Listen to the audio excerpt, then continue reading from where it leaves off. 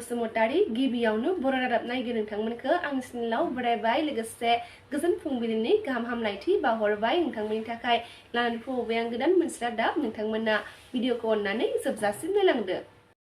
दिनै 2022 मायथाइनि 6 जुलाइ दिनैनि गिबि खौराङाव दङ बिस्तानि गोदान आफादगिरि महरै दीपक कुमार रामसियारि आरो गाहाय नेहाथारि महरै हालब्रि बर' बिथांजों लोगोसे सा 27 सोद्रोमाफोरखौ लानानै 3 बोसोरनि थाखाय सायख'नाय जादों। दिनै 6 जुलाइनिफ्राय जागायगोन आसाम आयेन आफादनि रांबावजा जथुमा।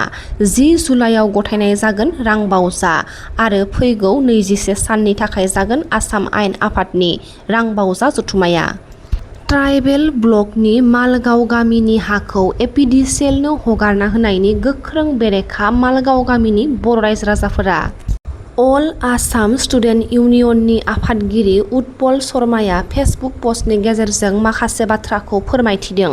आसामनि बिटिआर ओनसोलनि खायसे जायगायाव असमिया रावाव लिरनाय साइनबर्डखौ गोसोम गाब फोननाय जाथाया सहायथावै होनना फोरमायथिदों। बिटिआर ओनसोलाव असमिया आरो बर' मोन्नैबो रावानो थानांगोन।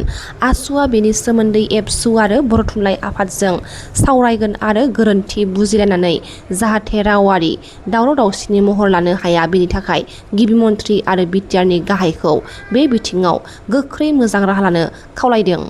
बिटिसि सोरखारनि कालचारेल बिफाननिफ्राय मोजां मेथाइ खनगिरि, मोजां दामगिरि, मोजां एक्टर एक्ट्रेस, थियेटार दिहुनगिरिफोरनो ग्रेन्ड साइन एवार्ड होनाय जागोन होनना इएम महेश्वर बसुमतारी बिथाङा फोरमायथिदों।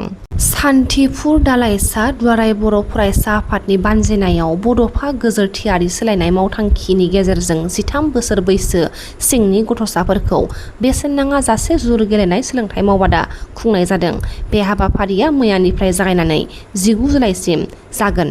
बनसुआ असमिया रावनि हांखोखौ गोसोम खालिजों खोमोरनायखौ दोनथ'बाय। आसाम आयेन आफादनि लग'आव थानाय बर' रावखौ हुखुमोरनो थांखि लानाय लोगोसे सिङाव थानाय माखासे बर' रावजों लिरनाय नेरसोनफोरखौ बोखारनाय थांखिखौ गोख्रों बेरेखा खालामना क'क्राझाराव असमिया रावनि हांखोजों लिरनाय दखान गलाफोरनि बेनारफोरखौ गोसोम खालिजों खोमोरदोंमोन।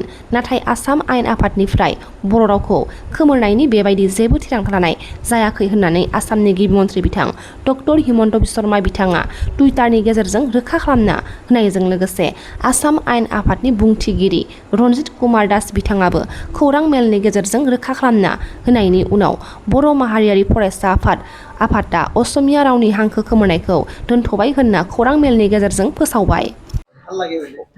खुलुमबाय।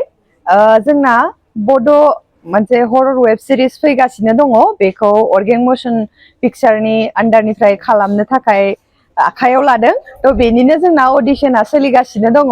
अलरेडि क'क्राझार आरो चिराङाव जानानै थांबाय। दिनै जोङो बाक्सानि बर्मा कलेजनि अडिट'रियामावहाय लागासिनो दङ आरो बेयाव जोंना गोबां गोरों गोरों टेलेन्टेड आर्टिस्टफोर फैदों।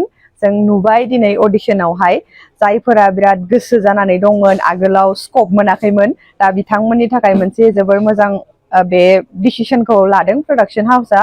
जायफोरा टेलेन्ट दङ मोजाङै देखायदों आरो जोंजों जयै खामानि मावनो थाखाय बिसोरखौ जोङो चान्स होगासिनो दङ आरो बे वेब सिरिजआ जोंना सेप्तेम्बर बा अक्ट'बरनिफ्राय जोङो शुटखौ स्टार्ट खालामगोन। बेयावहाय दा मोनथाम डिस्ट्रिक्टनिफ्रायबो जाखिनि आर्टिस्टफोरा सिलेक्ट जागोन, जोंनो 9 जन आर्टिस्टनि गोनांथिमोन। थ' बिथांमोनखौ जोङो बेनिफ्रायनो लागोन। 4 फिमेल आर्टिस्ट आरो 4 मेल आर्टिस्ट आरो मेल लिड केरेक्टारखौबो जोङो नायगासिनो दङ। जोंनि फसायनाय बायदि मोनोब्ला जों बेनिफ्राय लागोन आरो जायफोरा माने मोजां अडिशनावहाय पारफरमेन्स खालामगोन बिथांमोननि थाखाय जोङो माने एक्सट्रा केरेक्टारफोर होनो हायो नामा बिथांमोनखौबो नाजागोन आरो। गोजोन्थों। बल्लिमारि बान्दो खर' गाथोन पिकनिक स्पटखौ मैया फिन बेखेवफिननाय जादों। हाबाफारियाव बाहागो लादों बर' सुंद' सावथुननि फेस्ला फावखुंगुर प्रेक्टिकेल बसुमतारी बिथाङा लोगोसे माखासे बाथ्राखौ खौरांगिरिफोरनि सोंथियाव फोरमायथिदों। खुलुमबाय। दिनैनि बे 5 तारिख जुलाइ 2022 मायथाइयाव बालिमारि बान्दो खर' पिकनिक स्पट बेयाव गोदानै मोनसे माने दुगैग्रा, उन्दैफोरनि दुगैग्रा, गेलेग्रा, ओमफ्राय नाव, मेचिननि नाव, साइकेलजों सालायग्रा दैयाव आरो साइकेलजों पेडेल बै नाव सालायग्रा बेखौ गोदानै अपेनिं खालामदों। माने एखेबारे गोदान माने बेयाव माने जोंनि एरियायाव क'क्राझार डिस्ट्रिक्टआव बिदि नाव सालायलायजानाय बिदि नाव गाखोलायजानाय बिदि पिकनिक स्पट गैथ'वा। दा नैबे जोंनि गसाइगाव क'क्राझार डिस्ट्रिक्टनि आन्दाराव थानाय नैबे गसाइगाव साब डिभिजननि सिङाव बालिमारि बान्दो खर' पिकनिक स्पटआव गोदानै बेखौ अपेनिं खालामबाय। दा बेनिखायनो रायजो राजा नोंथांमोनखौ बयखौबो खावलायहरबाय, बेयाव नोंथांमोना फैनानै पिकनिक जाफैनो हागोन, रंजाफैनो हागोन, सेंग्रा सिख्ला फेमिलि गासै लोगो दोगोफोरखौ लानानै बेयाव नाव सालायनो हागोन, नाव गाखोनो हागोन आरो उन्दैफोरनि गेलेग्रा फेमिलि फैयोब्ला उन्दैफोरनि बे दैयाव दुगैनाय, बेलुनजों माबा गाखोनाय बायदि रोखोमनि बेयाव इन्जयमेन्टखौ लाफैनो हागोन आरोखि।